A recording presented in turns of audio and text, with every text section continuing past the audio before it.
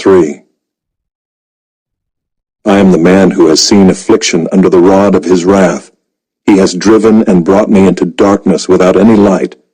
Surely against me he turns his hand again and again the whole day long. He has made my flesh and my skin waste away. He has broken my bones.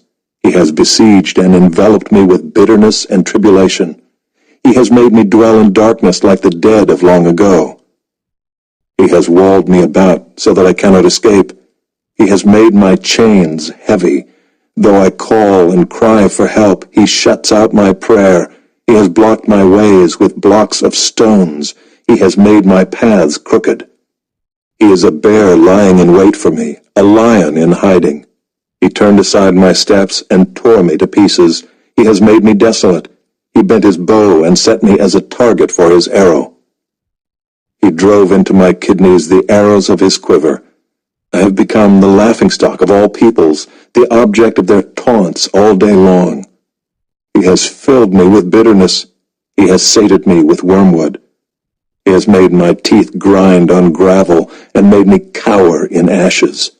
My soul is bereft of peace. I have forgotten what happiness is.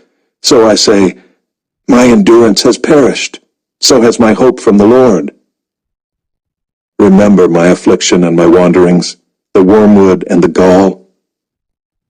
My soul continually remembers it and is bowed down within me. But this I call to mind, and therefore I have hope. The steadfast love of the Lord never ceases. His mercies never come to an end. They are new every morning. Great is your faithfulness. The Lord is my portion, says my soul. Therefore I will hope in him. The Lord is good to those who wait for him, to the soul who seeks him. It is good that one should wait quietly for the salvation of the Lord. It is good for a man that he bear the yoke in his youth. Let him sit alone in silence when it is laid on him. Let him put his mouth in the dust. There may yet be hope. Let him give his cheek to the one who strikes, and let him be filled with insults. For the Lord will not cast off forever, but though he cause grief, he will have compassion according to the abundance of his steadfast love, for he does not afflict from his heart, or grieve the children of men. To crush underfoot all the prisoners of the earth, to deny a man justice in the presence of the Most High, to subvert a man in his lawsuit, the Lord does not approve. Who has spoken, and it came to pass, unless the Lord has commanded it? Is it not from the mouth of the Most High that good and bad come? Why should a living man complain, a man about the punishment of his sins? Let us test and examine our ways and return to the Lord. Let us lift up our hearts and hands to God in heaven. We have transgressed and rebelled, and you have not forgiven. You have wrapped yourself with anger and pursued us, killing without pity. You have wrapped yourself with a cloud so that no prayer can pass through. You have made us scum and garbage among the peoples. All our enemies open their mouths against us. Panic and pitfall have come upon us, devastation and destruction. My eyes flow with rivers of tears because of the destruction of the daughter of my people.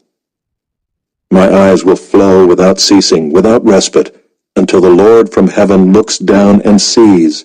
My eyes cause me grief at the fate of all the daughters of my city. I have been hunted like a bird by those who are my enemies without cause. They flung me alive into the pit and cast stones on me. Water closed over my head. I said, I am lost. I called on your name, O Lord, from the depths of the pit. You heard my plea. Do not close your ear to my cry for help. You came near when I called on you. You said, do not fear. You have taken up my cause, O Lord. You have redeemed my life. You have seen the wrong done to me, O Lord. Judge my cause. You have seen all their vengeance, all their plots against me. You have heard their taunts, O Lord, all their plots against me. The lips and thoughts of my assailants are against me all the day long. Behold their sitting and their rising. I am the object of their taunts. You will repay them, O Lord, according to the work of their hands. You will give them dullness of heart. Your curse will be on them. You will pursue them in anger and destroy them from under your heavens, O Lord. Chapter 4. How the gold has grown dim, how the pure gold is changed. The holy stones lie scattered at the head of every street. The precious sons of Zion, worth their weight in fine gold, how they are regarded as earthen pots, the work of a potter's hands. Even jackals offer the breast, they nurse their young.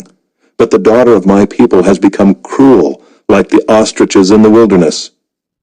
The tongue of the nursing infant sticks to the roof of its mouth for thirst. The children beg for food, but no one gives to them. Those who once feasted on delicacies perish in the streets. Those who were brought up in purple embrace ash heaps.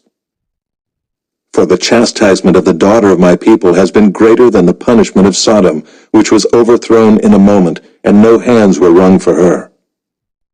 Her princes were purer than snow, whiter than milk. Their bodies were more ruddy than coral.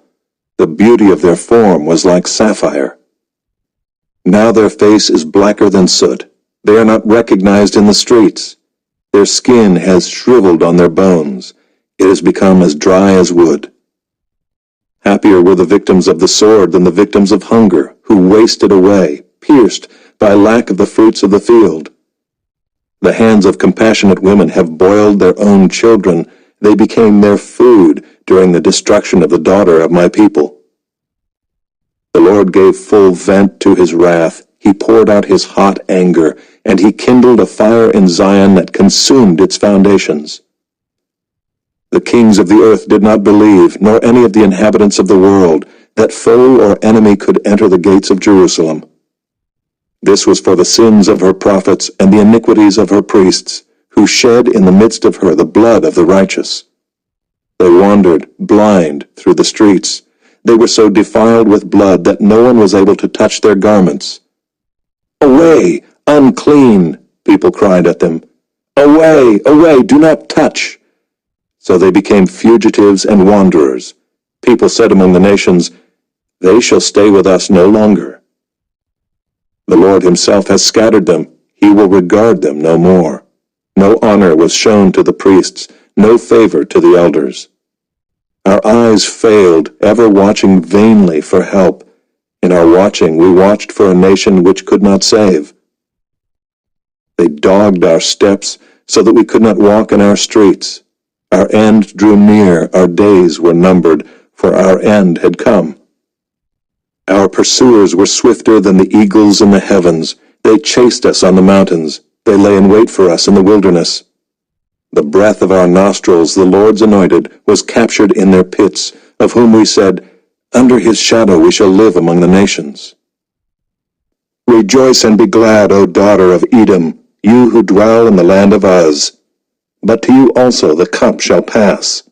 You shall become drunk and strip yourself bare. The punishment of your iniquity, O daughter of Zion, is accomplished. He will keep you in exile no longer. But your iniquity, O daughter of Edom, he will punish.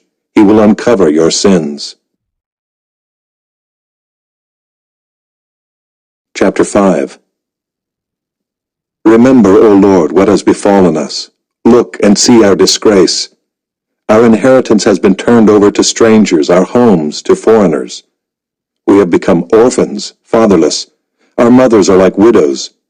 We must pay for the water we drink. The wood we get must be bought. Our pursuers are at our necks. We are weary. We are given no rest. We have given the hand to Egypt and to Assyria to get bread enough. Our fathers sinned and are no more, and we bear their iniquities. Slaves rule over us. There is none to deliver us from their hand. We get our bread at the peril of our lives because of the sword in the wilderness. Our skin is hot as an oven with the burning heat of famine. Women are raped in Zion, young women in the towns of Judah. Princes are hung up by their hands. No respect is shown to the elders. Young men are compelled to grind at the mill, and boys stagger under loads of wood. The old men have left the city gate, the young men their music. The joy of our hearts has ceased. Our dancing has turned to mourning. The crown has fallen from our head. Woe to us, for we have sinned. For this our heart has become sick. For these things our eyes have grown dim. For Mount Zion, which lies desolate, jackals prowl over it. But you, O Lord, reign forever. Your throne endures to all generations. Why do you forget us forever? Why do you forsake us for so many days? Restore us to yourself, O Lord, that we may be restored. Renew our days as of old, unless you have utterly rejected us, and you remain exceedingly angry with us.